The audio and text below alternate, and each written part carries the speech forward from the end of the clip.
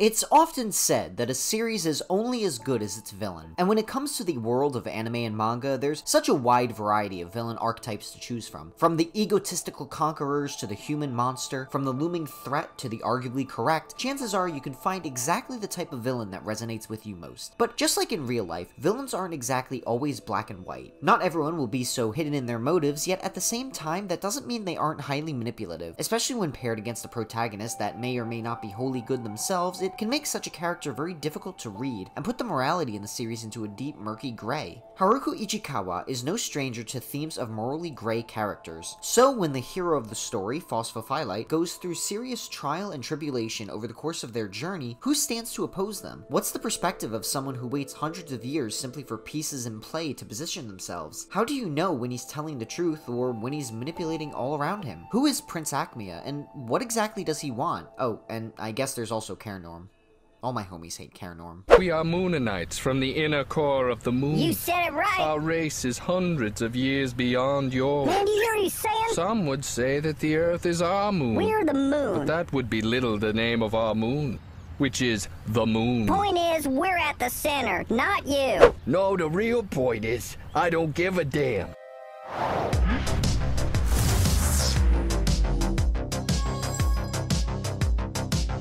Hello Doomers and Doomettes, I'm your host Didi, and today we return to the land of the Lustrous, otherwise known as Houseki no Kuni in Japan. Easily one of my all-time favorite series, we've spent some time on the channel introducing it for newcomers, as well as providing beyond a reasonable doubt proof that Foss is a good darling who did nothing wrong. I figured it's about time we take a look at the opposite end of the spectrum and examine the primary antagonist of the series, as well as one of the most despised characters within the story. And then we'll also talk about Prince Aechmea. A real mystery in his own right, the leader of the Lunarians has covered up his motives in more ways than one, built up entire characters through lies, and is revealed to have some very close connections with trusted characters. So the question comes, what game is he trying to play here? As always, before we begin, I'd just like to humbly ask that if you could consider liking the video, or even subscribing to the channel, as it really helps shape the direction of content made. Because of you guys, the channel has recently been approved for monetization, and I can officially be a soulless YouTube corporate shill. And I can't express my gratitude enough. And if you're a returning subscriber, I'd like to thank you for coming back. With that said, it's time to turn off that PlayStation 5 and dive right in. It is a new era of loneliness. Oh God.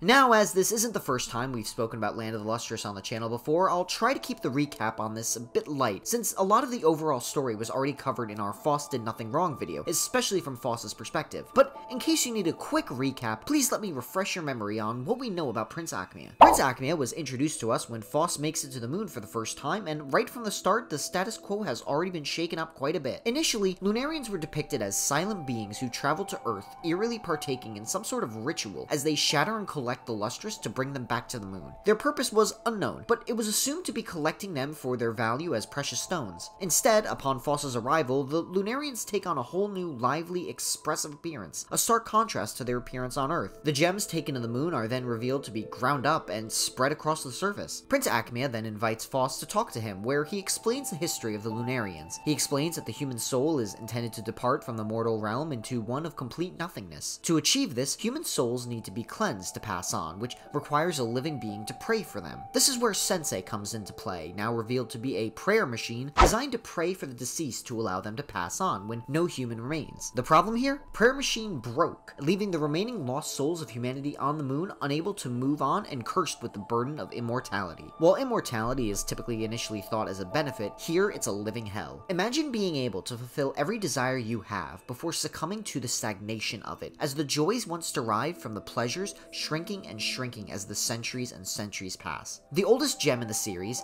Yellow Diamond, is over 3,000 years old, and we know for a fact that they're not the first gem. So, at the very least, the Lunarians have been doing this well more than 3,000 years. Could you imagine being stuck in a stagnating life for that long? It's at this point that Foss is slowly convinced to betray Sensei, as Aechmea convinces them that they are the hope for the Lunarians. Aechmea even implies that if the Lunarians were prayed away, they wouldn't attack the Lustrous anymore, which is true from a certain point of view, but we'll come back to that. As we then know, Foss then convinces a portion of the gems to return to the moon with them, and upon their arrival, one particular individual practically immediately warns them to be wary of Aechmea, and says that they would never trust him. But don't worry, we'll come back to them as well. So from here on out, we got a few more interactions. Phos then asks Aechmea to restore the shattered gems from Powder, which he agrees to before coldly reminding Phos that they still have yet to help him in becoming nothingness. Aechmea then starts revealing additional secrets. He says that Sensei emits some sort of substance that lures others into protecting him, explaining the gem's behavior, and reveals he is only capable of restoring gems with a hardness of 5 or above on the Moss scale. This means that Phos's own body parts, as well as their best friend, Antarcticite, are not being capable of being restored according to Aechmea. Phos reluctantly agrees, and this is where Cairngorm approaches Aechmea in private, requesting to effectively transform themselves into Antarcticite for Phos's sake.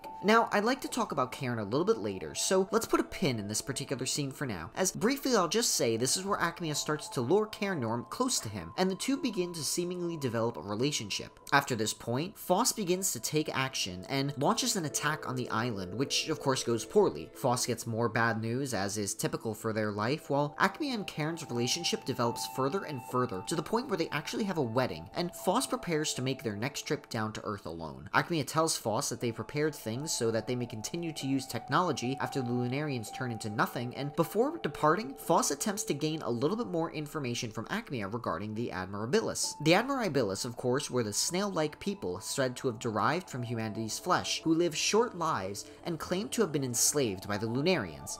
使って僕を助けてくれたのですね。しかも月人の手に渡らず残ったとは素晴らしい幸運だ。父や母や仲間を家畜の境遇から助け出すきっと最後のチャンスです。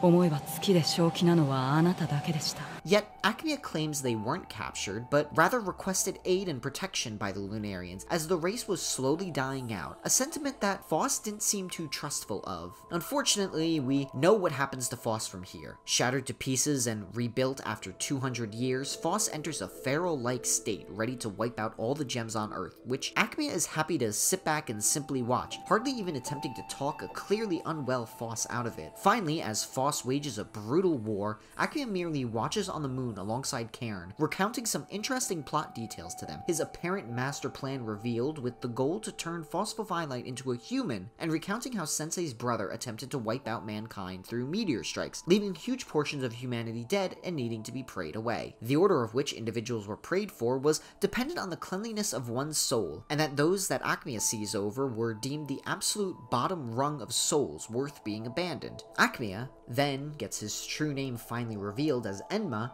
then leaves to Earth to collect the shattered gems. All the gems are then brought to the moon and turned into Lunarians, leaving Phos alone on the Earth, preparing them to become a new divine being.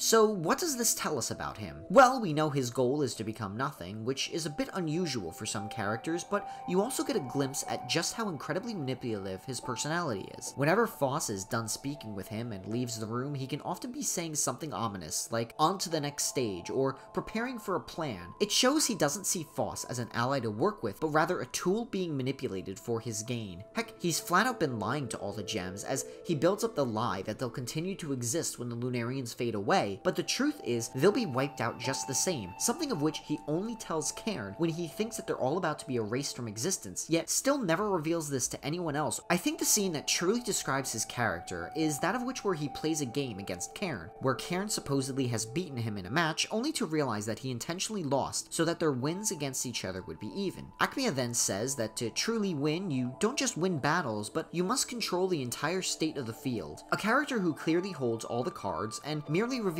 tidbits of information in an attempt to lure others along with him. The kind of individual who would say as little as he needs to and make you assume the rest based on what little knowledge you have. So the question raises, what's his game here? Well, wouldn't your ass like to know?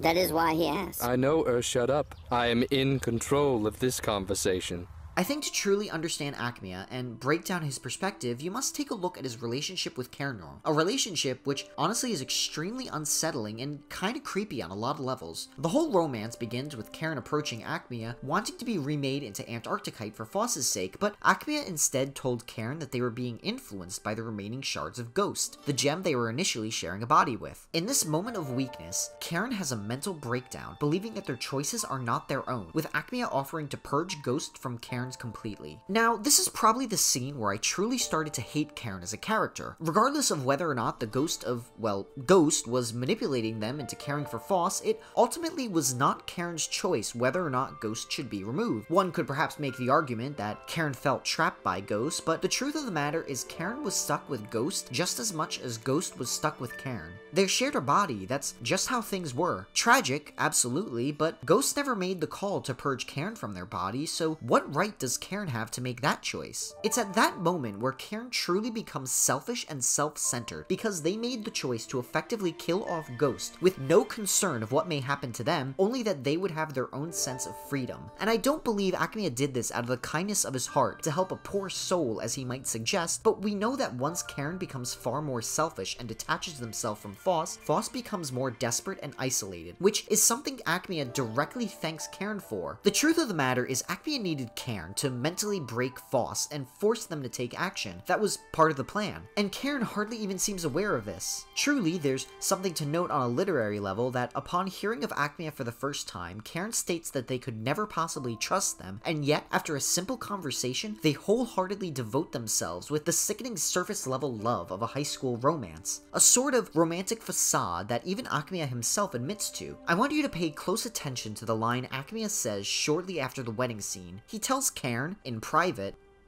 "I know things like marriage and being a wife are in no way part of your nature, and I'm sorry to make you play along to help me keep appearances. To make decisions for our kind, we need a crude reason that the people can understand emotionally, and a novel form of diversion."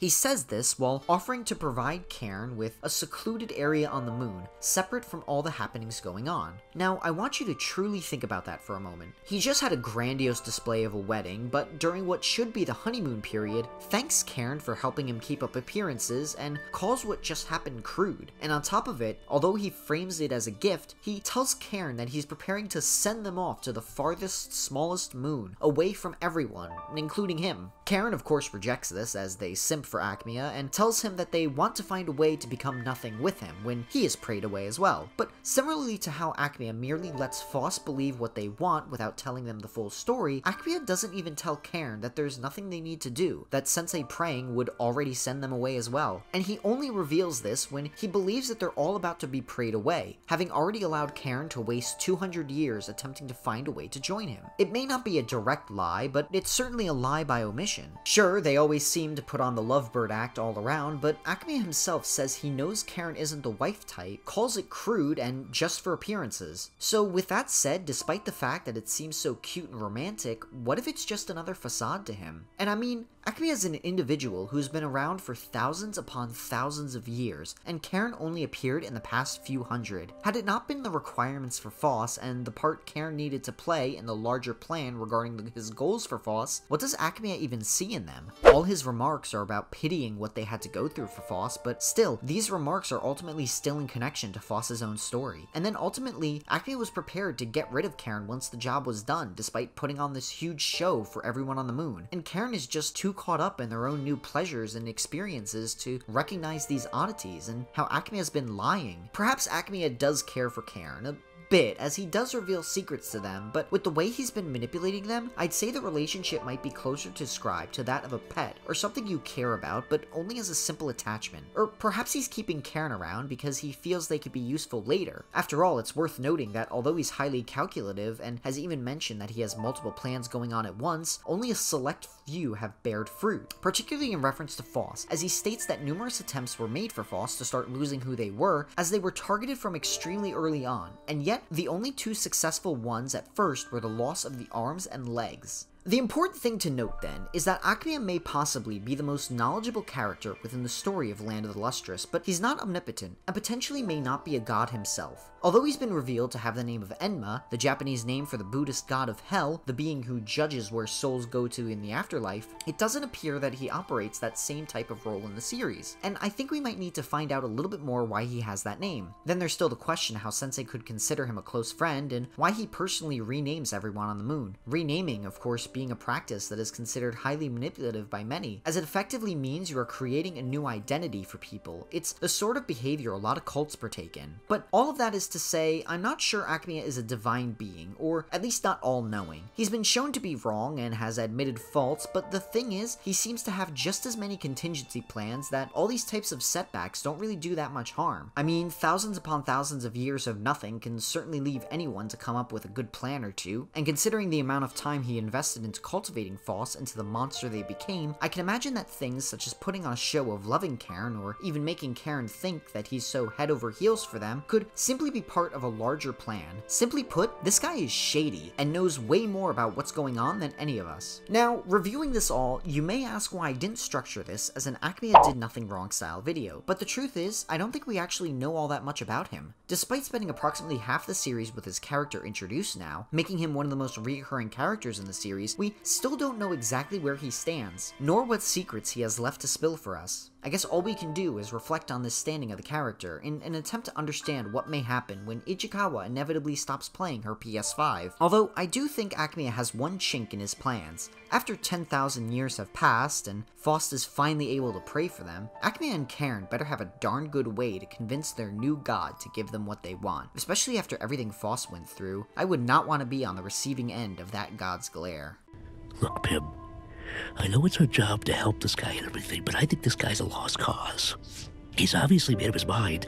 Why don't we just cut our losses and get out of here? Hey everyone, if you made it to the end, thank you so much for watching. I was initially holding off to make this video when Land of the Lustrous returned from hiatus, but here we are, still waiting. What are your thoughts on Aechmea? Is his relationship with Cairn genuine? Is Ichikawa ever going to stop playing her PS5? Let me know in the comments. Next video, per your votes, will be the Did Nothing Wrong video on Light Yagami from Death Note, so stay tuned for that in the very near future. And we'll be following that up with another Did Nothing Wrong style video to be determined yet. As always, if you have any suggestions or comments, feel free to let me know, or come hang out in the Discord linked in the description below. Thank you so much for watching, and I hope I can see you next time.